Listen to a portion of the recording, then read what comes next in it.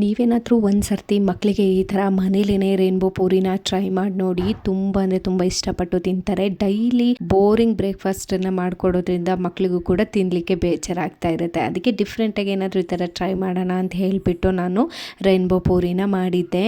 ಮತ್ತೆ ಆಗ್ತಡ ವ್ಲಾಗ್ನ ಶುರು ಮಾಡೋಣ. Welcome back to Dhanya lifestyle vlog. ನಾನು ಧನ್ಯ. ಮೊದಲಿಗೆ ನಾನು ಪೂರಿನ ಮಾಡ್ಕೊಳ್ಳಿಕ್ಕೆ ಚಪಾತಿ ಹಿಟ್ಟನ್ನು ತೊಗೊಂಡಿದ್ದೀನಿ. ನೀವು ಮೈದಾದಿಂದನೂ ಮಾಡ್ಬೋದು, ಮೈದಾ ಅಷ್ಟು ಒಳ್ಳೆಯದಲ್ಲ ಅಂತ ಹೇಳಿಬಿಟ್ಟು ಚಪಾತಿ ಹಿಟ್ಟನ್ನು ನಾನು ತೊಗೊಂಡಿದ್ದೀನಿ, ಗೋಧಿ ಹಿಟ್ಟು. ಇದ್ರ ಜೊತೆಗೆ ಸ್ವಲ್ಪ ಚಿರೋಟಿ ರವೆನ ಹಾಕ್ಕೊಂಡಿದ್ದೀನಿ. ಒಂದು 3 ಸ್ಪೂನ್ ಹಾಕ್ಕೊಂಡ್ರೂ ಸಾಕಾಗುತ್ತೆ. ನಾನು ನೆಕ್ಸ್ಟು ಇದು 3 ಕೂಡ ಹಾಕಿಬಿಟ್ಟು ರುಚಿಗೆ ತಕ್ಕಷ್ಟು ಉಪ್ಪನ್ನು ಹಾಕಿ ನೀಟಾಗಿ ಮಿಕ್ಸ್ ಮಾಡಿಬಿಟ್ಟು 3 ಪಾರ್ಟಿಷನ್ ಆಗಿ ಡಿವೈಡ್ ಮಾಡಿಕೊಂಡು ಒಂದಕ್ಕೆ ಪಾಲಕ್ ಸೊಪ್ಪನ್ನು ರುಬ್ಬಿಟ್ಟು ಹಾಕ್ಕೊಂಡಿದ್ದೀನಿ. ಇನ್ನೊಂದು ಸ್ವಲ್ಪ ಗೋಧಿ ಹಿಟ್ಟಿಗೆ ನಾನು ಬೀಟ್ರೂಟನ್ನು ರುಬ್ಬಿ ಹಾಕ್ಕೊಂಡಿದ್ದೀನಿ. ಇನ್ನೊಂದಕ್ಕೆ ಅರಿಶಿನ ಪುಡಿನ ಹಾಕಿ ಈ ಥರ ಕಲಸಿ ಇಟ್ಕೊಳ್ಬೇಕು. ಕಲಸಿದಾದ ನಂತರ ಸ್ವಲ್ಪ ಎಣ್ಣೆನ ಹಾಕ್ಬಿಟ್ಟು ನೀಟಾಗಿ ನಾದ್ಬಿಟ್ಟು ಒಂದು 10 ನಿಮಿಷ ನೆನೆಲಿಕ್ಕೆ ಎತ್ತಿಟ್ಕೊಳ್ತೀನಿ. ಇದು ನೆನೆಯುವಷ್ಟೊತ್ತಿಗೆ ಒಂದು ಸಿಂಪಲ್ ಆಗಿರುವಂಥ ಪಲ್ಯ ರೆಸಿಪಿನ ಮಾಡೋಣ ಅಂತ ಹೇಳಿಬಿಟ್ಟು ರೆಡಿ ಮಾಡಿಕೊಂಡೆ. ಸ್ಟವ್ನ ಹಚ್ಕೊಂಡು ಸ್ಟವ್ ಮೇಲೆ ಒಂದು ಪ್ಯಾನ್ನ ಇಟ್ಕೊಂಡು ಪ್ಯಾನ್ ಕಾದಿದಾದ ನಂತರ ಎಣ್ಣೆನ ಹಾಕ್ಕೊಳ್ತಾ ಇದ್ದೀನಿ. ಎಣ್ಣೆ ಕಾದಿದಾದ ನಂತರ ಒಂದು ಚಿಕ್ಕದೊಂದು ಲವಂಗ, ಒಂದೇ ಒಂದು ಚಿಕ್ಕ ಚಕ್ಕೆನ ಹಾಕ್ಕೊಂಡಿದ್ದೀನಿ. ಅದಾದ ನಂತರ ಸ್ವಲ್ಪ ಕಸೂರಿ ಮೇಥಿನ ಹಾಕ್ಕೊಂಡು ನೀಟಾಗಿ ಫ್ರೈ ಮಾಡಿಕೊಂಡು, ನೀಟಾಗಿ ಫ್ರೈ ಆಗಿದ್ದಾದ ನಂತರ ಕಟ್ ಮಾಡಿ ಇಟ್ಕೊಂಡಿರುವಂಥ ಹಸಿರು ಮೆಣಸಿನ್ಕಾಯಿ, ಚಿಕ್ಕದಾಗಿ ಹೆಚ್ಚಿರುವಂಥ ಒಂದು ಈರುಳ್ಳಿನ ಸೇರಿಸ್ಕೊಳ್ತಾ ಇದ್ದೀನಿ. ನೀಟಾಗಿ ಫ್ರೈ ಆಗಿದ್ದಾದ ನಂತರ ಚಿಕ್ಕದಾಗಿ ಕಟ್ ಮಾಡಿರುವಂಥ ಟೊಮೊಟೊನು ಕೂಡ ಹಾಕಿ ನೀಟಾಗಿ ಫ್ರೈ ಮಾಡ್ಕೊಳ್ತೀನಿ. ಟೊಮೊಟೊ ಒಂಚೂರು ಹಸಿ ವಾಸನೆ ಹೋಗೋ ತನಕ ನೀಟಾಗಿ ಹುರ್ಕೊಂಡು ಗರಂ ಮಸಾಲ, ಅಚ್ಚಕಾರ ಪುಡಿ, ಸ್ವಲ್ಪ ಅರಿಶಿನ ಪುಡಿನ ಸೇರಿಸ್ಕೊಂಡು ನೀಟಾಗಿ ಮಿಕ್ಸ್ ಮಾಡಿ ರೋಸ್ಟ್ ಮಾಡ್ಕೊಳ್ತಾ ಇದ್ದೀನಿ. ಇಷ್ಟು ರೋಸ್ಟ್ ಆಗಿದ್ದಾದ ನಂತರ ನೆನೆಸಿಟ್ಟಿರುವಂಥ ಬಟಾಣಿ ಕಾಳು ಮತ್ತು ಪಾಲಕ್ ಸೊಪ್ಪನ್ನು ಹಾಕ್ಕೊಂಡಿದ್ದೀನಿ. ಪಾಲಕ್ ಸೊಪ್ಪನ್ನು ಹೆಚ್ಚಿನ ಕ್ವಾಂಟಿಟಿಯಲ್ಲಿ ಯೂಸ್ ಮಾಡ್ಕೊಳ್ಳಿ. ನಾನಿವತ್ತು ಬ್ರೇಕ್ಫಾಸ್ಟ್ ರೆಡಿ ಮಾಡಬೇಕಾದ್ರೆ ಜಸ್ಟ್ ನನ್ನ ಹತ್ರ ಸ್ವಲ್ಪನೇ ಪಾಲಕ್ ಸೊಪ್ಪಿದ್ದಿತ್ತು, ಹಾಗಾಗಿ ನಾನು ಸ್ವಲ್ಪ ಹಾಕಿ ತೋರಿಸ್ತಾ ಇದ್ದೀನಿ. ಎಷ್ಟು ಯಥೇಚ್ಛವಾಗಿ ಹಾಕ್ತಿರೋ ಅಷ್ಟು ಟೇಸ್ಟ್ ಚೆನ್ನಾಗಿ ಬರುತ್ತೆ. ಇಷ್ಟನ್ನು ಹಾಕಿಬಿಟ್ಟು ನೀಟಾಗಿ ಮಿಕ್ಸ್ ಮಾಡಿಕೊಂಡು ಒಂದು ಅರ್ಧ ಲೋಟ ಆಗೋಷ್ಟು ನೀರನ್ನು ಹಾಕಿಬಿಟ್ಟು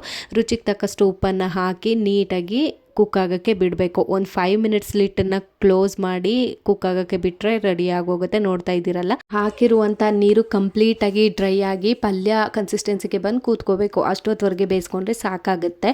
ಇವಾಗ ನಾವು ಪೂರಿನ ಲಟ್ಸಿ ಇಟ್ಕೊಳ್ಬೇಕು. ಈಗ ರೇನ್ಬೋ ಪೂರಿ ಮಾಡ್ತಾ ಇರೋದ್ರಿಂದ 3 ಕಲರ್ನು ಕೂಡ ಮಿಕ್ಸ್ ಮಾಡಿ ಮಾಡಬೇಕಾಗಿರುತ್ತೆ. ಅದಕ್ಕೆ ನಾನು 3 ಕಲರ್ದು ಉಂಡೆಗಳನ್ನ ಒಂದೊಂದು ತೊಗೊಂಡು ಸ್ವಲ್ಪ ಚಪಾತಿ ಹಿಟ್ಟನ್ನು ಉದುರಿಸ್ಕೊಂಡು ಈ ಥರ ನಾವು ಏನು ಚಪಾತಿ ಒತ್ಕೊಳ್ತೀವಿ ಅಲ್ವಾ, ಅಷ್ಟು ಅಗಲಕ್ಕೆ ಇದನ್ನು ಒತ್ಕೊಳ್ಬೇಕು. ಮೊದಲಿಗೆ ನೋಡ್ತಾ ಇದ್ದೀರಲ್ಲ, ನಾನು ವೀಡಿಯೋದಲ್ಲಿ ಹೇಗೆ ತೋರಿಸ್ತಾ ಇದ್ದೀನೋ ಹಾಗೇ 3 ಕಲರ್ದು ಚಪಾತಿನ ಈ ಥರ ಸ್ವಲ್ಪನೇ ಹಿಟ್ಟನ್ನು ಸೇರಿಸ್ಕೊಂಡು ನೀಟಾಗಿ ಒತ್ತಿ ಇಟ್ಕೊಳ್ತಾ ಇದ್ದೀನಿ. ಅದಾದ ನಂತರ 3 ಪೂರಿನ ಒಂದ್ರ ಮೇಲೆ ಒಂದು ಈ ಥರ ಇಟ್ಕೊಂಡ್ಬಿಟ್ಟು ಫೋಲ್ಡ್ ಮಾಡ್ಕೊಬೇಕು ಒಂದು ಕಡೆಯಿಂದ. ನೋಡ್ತಾ ಇದ್ದೀರಲ್ಲ ಯಾವ ಥರ ತೋರಿಸ್ತಾ ಇದ್ದೀನಿ, ಅದೇ ರೀತಿ ನೀಟಾಗಿ ನಿಧಾನಕ್ಕೆ ಫೋಲ್ಡ್ ಮಾಡ್ಕೊಳ್ಳಿ.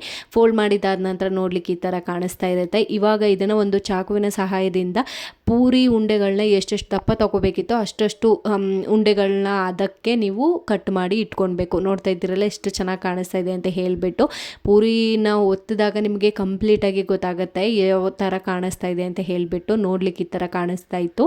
ಇವಾಗ ಇದಕ್ಕೆ ಸ್ವಲ್ಪನೇ ಹಿಟ್ಟನ್ನು ಉದುರಿಸ್ಕೊಂಡು ಪೂರಿ ಆಕಾರಕ್ಕೆ ಒತ್ಕೊಬೇಕಾಗತ್ತೆ. ನಾವು ಚಪಾತಿ ಏನು ಒತ್ತಿದ್ವಿ ಅಷ್ಟು ಅಗಲ ಲಟ್ಟಿಸ್ಬಾರ್ದು. ಇದನ್ನು ಪೂರಿ ಎಷ್ಟು ಅಗಲ ಚಿಕ್ಕ ಪುಟಾಣಿದು ಎಷ್ಟೆಷ್ಟು ಅಗಲ ಪ್ರೆಸ್ ಮಾಡ್ಕೊಳ್ತೀವಿ ನೋಡಿ, ಆ ಥರ ಅದನ್ನು ಒತ್ತಿ ಇಟ್ಕೊಳ್ಬೇಕು. ಇವಾಗ ಎಣ್ಣೆ ಕೂಡ ಕಾಯ್ಲಿಕ್ಕೆ ಇಟ್ಟಿದ್ದೆ. ಇವಾಗ ಒಂದೊಂದೇ ಪೂರಿಗಳನ್ನ ಇದ್ರೊಳಗಡೆ ಹಾಕ್ತಾ ಇದ್ದೀನಿ. ಎಷ್ಟು ಚೆನ್ನಾಗಿ ಬಂದಿತ್ತು ಗೊತ್ತಾ ಟೇಸ್ಟ್. ನೋಡಲಿಕ್ಕೂ ಕೂಡ ಕಲರ್ಫುಲ್ ಆಗಿರೋದ್ರಿಂದ ಮನೆಯವ್ರಿಗಾಗಿರ್ಬೋದು ಮಕ್ಕಳಿಗಾಗಿರ್ಬೋದು ತಿನ್ನೋಕ್ಕೆ ತುಂಬಾ ಖುಷಿಯಾಗುತ್ತೆ. ಇದನ್ನು ನೋಡಿದ ತಕ್ಷಣ ನೋಡಿ ಯಾವ ಥರ ರೈನ್ಬೋ ಇರುತ್ತೆ ಅದೇ ಥರ ಕಲರ್ಫುಲ್ಲಾಗಿ ಬಂದಿದೆ ಅಂತಲೇ ಹೇಳ್ಬೋದು. ನಾನಿವಾಗ ಇದನ್ನು ಸರ್ವ್ ಮಾಡಿ ಕೂಡ ತೋರಿಸ್ತಾ ಇದ್ದೀನಿ. ಆವಾಗಲೇ ರೆಡಿ ಮಾಡಿ ಇಟ್ಕೊಂಡಿದ್ದಂತಹ ಪಲ್ಯ ಜೊತೆಗೆ ನಾನು ಸರ್ವ್ ಮಾಡಿಕೊಂಡೆ. ಟೇಸ್ಟ್ ಅಂತೂ ತುಂಬ ಚೆನ್ನಾಗಿ ಬಂದಿತ್ತು. ಮಕ್ಕಳಿಗೆ ಈ ಥರ ಲಂಚ್ ಬಾಕ್ಸ್ಗೆಲ್ಲ, ಆಫೀಸ್ಗೆ, ಹಸ್ಬೆಂಡ್ಗೆ ಪ್ಯಾಕ್ ಮಾಡಿಕೊಟ್ರೆ ಖುಷಿಯಾಗಿ ತಿಂತಾರೆ ಅಂತಲೇ ಹೇಳ್ಬೋದು. ಸೊ ಈ ವ್ಲಾಗ್ ಏನಾದರೂ ನಿಮ್ಗೆ ಇಷ್ಟ ಆಗಿತ್ತು ಅಂದರೆ ಪ್ಲೀಸ್ ಒಂದು ಲೈಕ್ ಮಾಡಿ, ಶೇರ್ ಮಾಡಿ, ಸಬ್ಸ್ಕ್ರೈಬ್ ಮಾಡಿ. ಯಾರಾದರೂ ನನ್ನ ಚಾನಲ್ಗೆ ವಿಸಿಟ್ ಮಾಡಿ ನೋಡ್ತಾ ಇದ್ದರೆ ಫಸ್ಟ್ ಟೈಮ್ ಪ್ಲೀಸ್ ಬೆಲ್ಲೈಕನ್ನು ಪ್ರೆಸ್ ಮಾಡಿ ನೋಟಿಫಿಕೇಷನ್ ಆಲಲ್ಲಿ ಇಡಿ. ನಾನು ಹಾಕುವಂಥ ಎಲ್ಲ ವೀಡಿಯೋಸು ನೋಟಿಫಿಕೇಷನ್ ನಿಮಗೆ ಮೊದಲು ಬಂದು ತಲುಪುತ್ತೆ. ಸಿಗ್ತೀನಿ ನೆಕ್ಸ್ಟ್ ವೀಡಿಯೋದಲ್ಲಿ. ಅಲ್ಲಿವರೆಗೂ ಟೇಕ್ ಕೇರ್, ಬಾಯ್, ಟಾಟಾ.